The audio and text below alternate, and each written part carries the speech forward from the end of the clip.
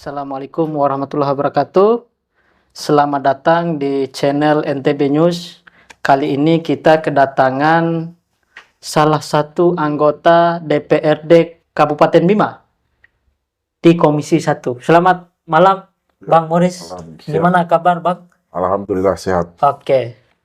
Hari ini kita akan membahas tentang putusan MK, di mana di putusan MK itu ada beberapa sengketa yang diterima dan ada beberapa sengketa yang ditolak.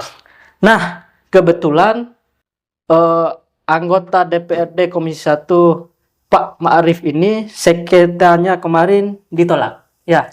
Saya ingin memulai pertanyaan, mungkin ini pertanyaan dasar Bang Morris ya. Hari ini banyak sekali yang ingin menjadi anggota DPRD dengan kos yang sangat besar. Kira-kira Bang Morris, apa yang membuat atau yang memotivasi mereka sehingga mereka berambisi ingin menjadi anggota DPRD? Ya, terima kasih. Sebelumnya, Assalamualaikum warahmatullahi wabarakatuh. Waalaikumsalam. Tentu kita ketahui bersama bahwa pemilu memang dilaksanakan satu kali dalam 5 tahun. Jadi dengan adanya momentum itu tentu terpanggil para generasi-generasi muda bangsa putra dan putri terbaik. Kalau kita lihat hal apa yang menarik sehingga kemudian mereka harus berkecimpung dalam dunia politik, tentu semua ingin mengabdi untuk kepentingan bangsa dan negara, kepentingan masyarakat gitu. Itu kira-kira Bang Rahmat. Iya, tentu pengabdian saya kira memang wajib.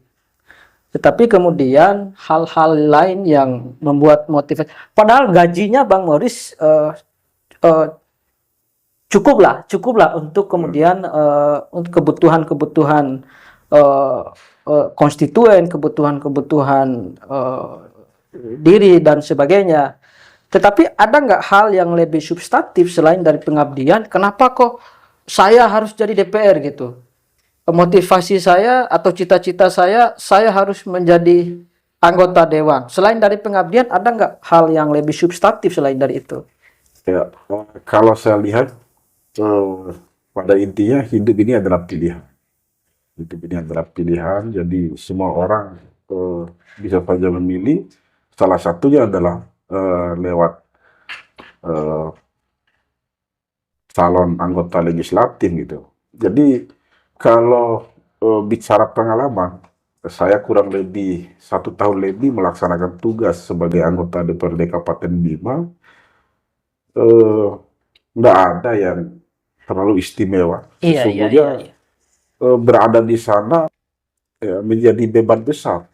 Ketika kemudian kita benar-benar dengan nawaitul mau melihat bahwa sesungguhnya kita hadir di situ sebagai ikon yang mewakili aspirasi masyarakat gitu.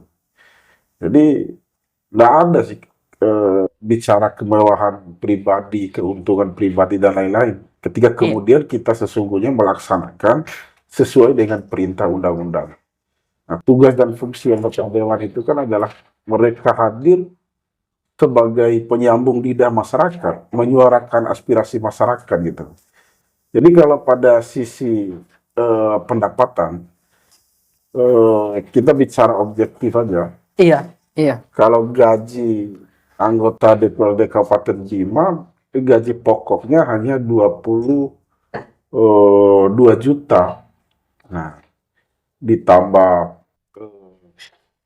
uang apa segala lain-lain, sehingga ya, totalnya 28 juta sekian. 28 juta. Nah, jadi cuman memang kalau dilihat daripada sisi bagaimana sulitnya berjuang untuk mendapatkan tempat itu, ya saya lihat kos politik yang dibuang itu kan begitu besar. Besar, iya. Nah, saya lihat kemarin, saya merasakan secara langsung Iya, iya. bahwa rata-rata yang terpilih ini adalah orang-orang yang memiliki kos politik yang besar. Iya, iya. Bahkan bayangkan di dapil yang terkecil, seperti di dapil kita, dapil Bima 4, dengan jumlah penduduk 35.000 sekian, pemilih aktif kemarin 28.000 sekian. Nah, satu calon itu menghabiskan anggaran paling rendah 500 juta. Besar juga ya. Yang terpilih rata-rata mainnya di atas 1 miliar gitu. Iya. Nah, jadi kalau dilihat daripada sisi itu, ya ini kita misalnya bicara sisi untung atau bagaimana, ya tetap sih. Cuman Iya. Pada intinya kita hadir ingin mengabdi. Tujuannya adalah untuk mengabdi, mewujudkan sebuah cita-cita dan harapan masyarakat. Hanya itu kira-kira yang menjadi gambaran. Tidak ada hal-hal yang berlebihan. Kalau bicara fasilitas dan lain-lain, memang itu sudah menjadi hak dan kewajiban gitu. Oke, berarti pengabdian, semua motivasi itu dilandasi dengan pengabdian, ingin berbuat lebih kepada masyarakat. Yang kedua, kita melihat beberapa, ini sangat viral ya, ini sangat viral dan dibaca hampir seluruh masyarakat Bima. Ini lebih viral dari Ayah Fane kemarin. Ini Bang Morris, tentang MK ini luar biasa sekali ini. Ya. Kemarin kami mengikuti perkembangan di Dapil 4. Bang Morris salah satu yang mengajukan gugatan di Mahkamah Konstitusi tentang pelanggaran-pelanggaran yang ada di Dapil 4. Ya. Gimana? Ya, terima kasih. Jadi saya melihat begini,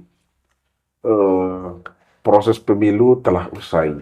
Iya. Tapi kita melihat sebagai salah satu anak muda yang pernah berada dalam dunia aktivis, tentu ketika kemudian kita melihat ada kejoliman, ketidakadilan, ya maka panggilan hati itu ya menggugah gitu, untuk kemudian kita benar-benar ingin meluruskan proses pemilu itu.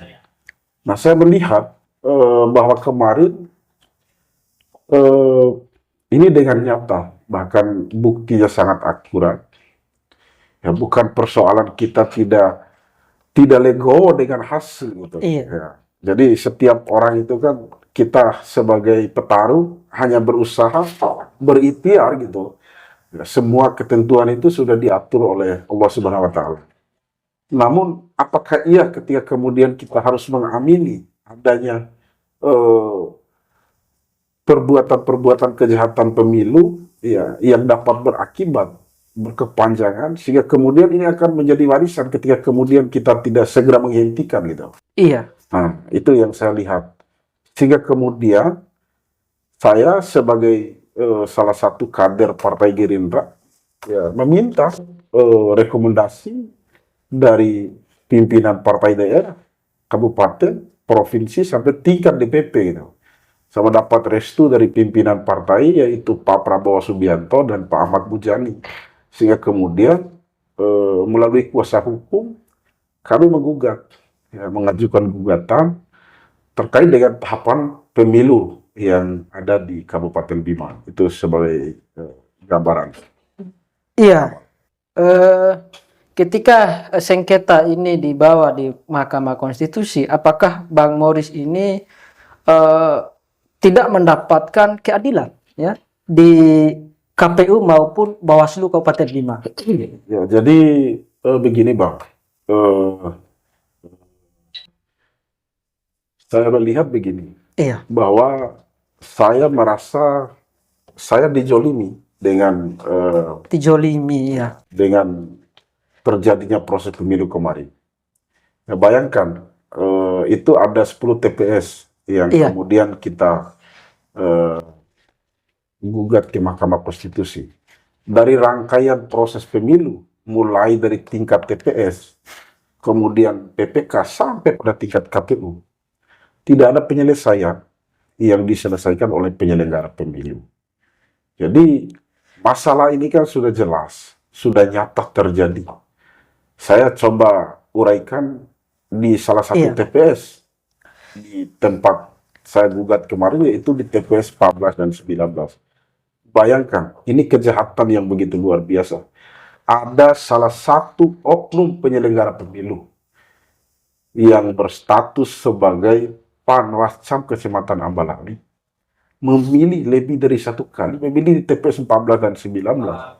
Dan ternyata yang bersangkutan tersebut telah terbukti, kemudian telah diberhentikan, telah dipecat oleh Bawaslu Kabupaten Bima, dan kasusnya telah lari ke pidana pemilu dan yang bersangkutan telah ditetapkan sebagai tersangka.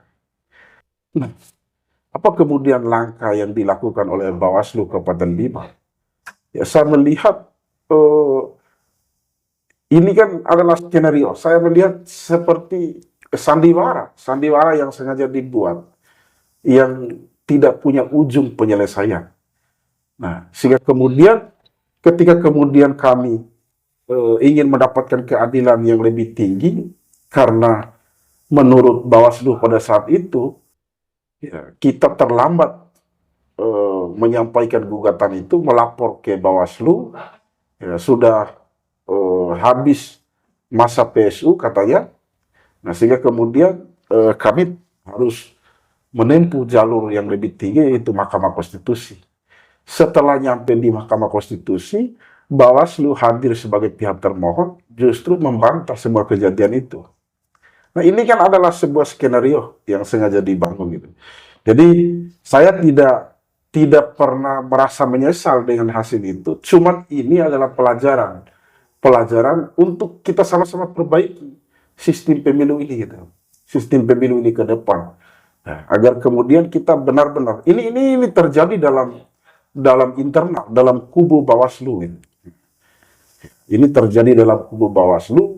Ketika kemudian hal ini terjadi lagi ke depan, ini yang tidak kita harapkan gitu. Nah, jadi ini kira-kira yang mesti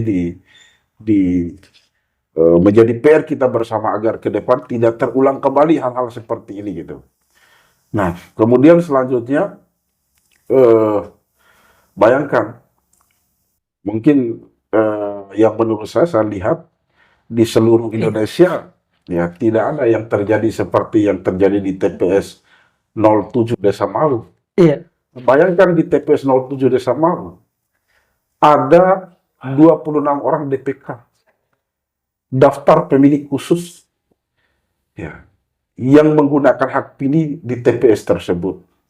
Nah, jadi setelah kami kemukakan, ya, pada saat pleno PPK berjalan, dibuka kotak suara TPS 07 Mau Dalam, Desa Malu.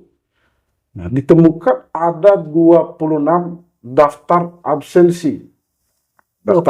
Daftar hadir para pemilih DPK tersebut. Tidak ada satupun yang memberikan paraf, yang menandatangani, yang menunjukkan mereka hadir atau tidak. Iya. Ketika kemudian kami komplain, kami pertanyakan, mana dokumen identitas untuk 26 DPK itu? Tidak ada satupun dokumen EKTP yang mampu ditunjukkan oleh PPK pada saat itu. Ya, setelah nyampe di KPU, ya, pleno di KPU, tidak ada penyelesaian juga. Setelah di MK, kok ceritanya lain gitu. Nah, jadi mereka cari pembenaran. Nah, hal inilah yang perlu dikatakan oleh publik, bahwa sesungguhnya jalan yang kami tempuh kemarin adalah kami menempuh jalur keadilan, ingin mencari sebuah keadilan. Maka saya simpulkan bahwa keadilan di bangsa Indonesia ini ya, bukan untuk dicari, tapi mesti dibeli gitu. Itu mesti dibeli. Ya, mesti dibeli. Ya, tidak bisa dicari keadilan di bangsa ini. Saya lihat gitu. Jadi itu bukan bentuk kekecewaan, tapi itu hal yang sedang kami rasakan saat sekarang itu. agar menjadi bahan evaluasi bagi kita bersama untuk ke depan. Iya. Kira itu, Bang. Iya. Kalau kemudian melihat kronologi yang telah disampaikan oleh Pak Dewan tadi sangat kompleks. Ada kemungkinan di penyelenggara sendiri ada semacam konflik interest, ada konflik kepentingan. Di mana kami membaca juga berita yang viral kemarin, salah satunya oknum anggota Panwas Kecamatan Ambalang ditetapkan tersangka soal mencoblos 2 kali, gitu. Menurut kami ini juga bagian daripada balance of control kita juga sebagai media-media kemudian yang bergerak pada pengawasan proses penyelenggaraan pemilu yang jujur dan adil. Nah, setelah kronologi itu tentu upaya-upaya yang dilakukan oleh Bang Ma'arif dan timnya melakukan pelaporan di Bawaslu kemarin dan KPU, dan hasilnya nihil gitu. Setelah itulah baru dibawa ke MK. Setelah hasil putusan MK kemarin, kami juga mendapat informasi yang beredar di media sosial bahwa putusan juga yang disengketakan oleh Bang Morris juga ditolak gitu. Apakah sudah mendapat keadilan atau gimana ini tentang putusan MK yang kemarin disampaikan? Jadi begini, Bang. Saya lihat begini. Iya. Kan gugatan yang masuk di MK itu totalnya adalah 297. Jadi dari 297 yang ditolak pada putusan dismissal gitu. Putusan sela itu adalah 191. Yang diterima adalah 106. Iya. Di Nusa Tenggara Barat sendiri dari 11 PHPU itu yang diterima adalah 3 PHPU DPRD, DPR RI dan DPRD, dan 1 adalah gugatan dari PHPU DPD. Iya. Nah, jadi saya melihat bahwa putusan dismissal itu adalah Mahkamah Konstitusi menguji kelayakan. Apakah permohonan yang diajukan itu layak untuk ditindaklanjuti, diperiksa lebih lanjut pada tahap pembuktian dan keterangan saksi, atau tidak, akan begitu. Nah, lantaran ini alasan Mahkamah Konstitusi dalam surat putusan itu, alasan Mahkamah Konstitusi lantaran tidak sinkronnya antara pokok permohonan dengan isi petitum, ya, sehingga kemudian gugatan itu ditolak. Iya. Nah, padahal kalau bicara bukti-bukti itu kan jelas pelanggaran. Iya. Nah, jadi saya melihat di isi putusan MK itu bahwa mereka membaca isi permohonan yang diajukan oleh Partai Gerindra untuk Dapil 54 Nusa Tenggara Barat, itu isi pokok permohonan tidak sesuai dengan petitum gitu. Jadi yang diharapkan oleh MK itu mesti dimunculkan bahwa ada hasil selisih suara gitu antara Gerindra dengan partai sebagai pihak terkait. Nah, jadi Gerindra memang kita tidak memang memunculkan itu karena memang kita tidak sedang kehilangan suara, tapi yang sedang kita tuntut ini adalah kita tuntut bahwa ada pelanggaran yang dilakukan oleh penyelenggara pemilu. Dengan pelanggaran itu, ya, kami mengajukan permohonan ke Mahkamah Konstitusi untuk dilakukan proses pemungutan suara ulang pada beberapa TPS yang dianggap bermasalah itu. Nah, kan itu yang kami minta. Kami tidak menggugat bahwa ada suara kami sekian yang hilang, kemudian harus dimunculkan lagi gitu, atau ada sandingan hasil rekapitulasi suara. Ya, jadi bukan itu. Memang yang kami gugat itu adalah ada proses penyelenggaraan pemilu, kejahatan pemilu yang begitu luar biasa. Sampai-sampai bukan sekedar pemilih masyarakat luas yang melakukan kejahatan ini. Ini adalah penyelenggara sendiri yang melakukan kejahatan, penyelenggara sendiri yang melanggar undang-undang itu. Bawaslu yang katanya sebagai pengawas pemilu yang jujur dan adil, nyatanya Bawaslu sendiri yang melanggar gitu. Ini kemudian yang kami munculkan. Nah, kami sudah hadirkan sebuah bukti itu yang menunjukkan yang bersangkutan telah memilih di TPS, di 2 TPS tersebut. Itu ada bukti.